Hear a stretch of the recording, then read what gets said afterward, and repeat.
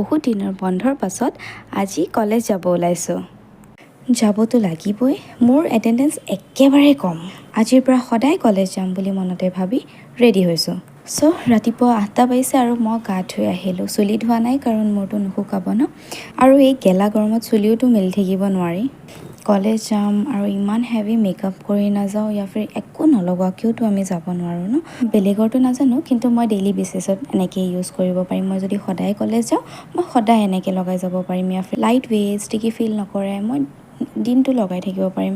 একদমেই ফিলেই নহয় মই কিবা লগাইছোঁ বুলি। আৰু মই যে লগাইছোঁ একদম মোৰ স্কিন টোনৰ হয়, এটা শ্বেডো ওপৰত নহয়। দেখিলে গম পাইছে চাগে দেখোঁতে। তাৰপিছত মই অকণমান লুজ পাউডাৰ লগাইছোঁ মুখত, কাৰণ সেইখিনি ছেট কৰিছোঁ, নহ'লে গোটেইখিনি গুচি আহিব ঘামত। তাৰপাছত মোৰ মষ্ট ফেভৰেট পাৰ্ট ব্লাছ।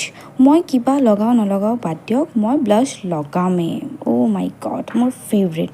তাৰপাছত লিপ লাইনাৰ, অকণমান লিপ লাইনাৰ লগাইছোঁ। তাৰপাছত চুলিখিনিত লগাম মই চিৰাম। তাৰপাছত চুলিখিনি হৈ যাব মোৰ একদম ধুনীয়া, নফনীয়াকৈ ইমান ধুনীয়া হৈ যায় চুলিখিনি, গোটেই জোঁট ভাঙি যায়। চিৰামটো বহুত ভাল দেই, কেৰাকেৰো চিৰাম হয়।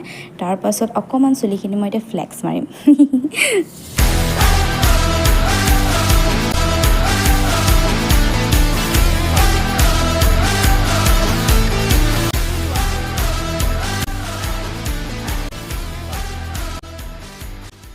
এয়া দেখিলে মই মোৰ চুলিখিনি কেনেকৈ ফ্লেক্স মাৰিলোঁ।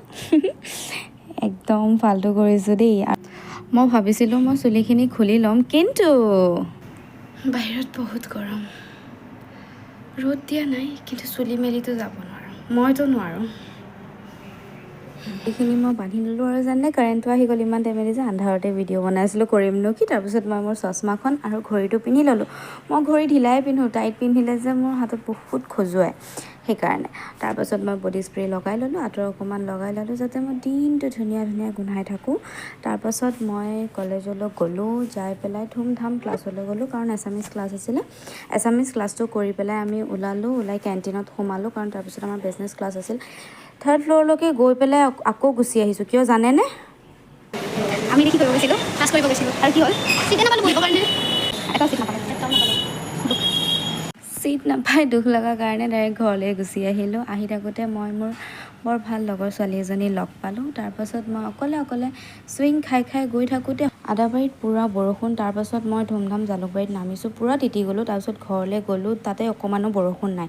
ঘৰ পালোঁ, কাৰণ মই টিউশ্যনো যাবলৈ আছিল। আৰু এটা ইমান নৰ্মেল দিন যে ইমান স্পেচিয়েল হৈ যাব মই ভবাই নাছিলোঁ। নেক্সট পাৰ্টটো চাব দেই, বাই।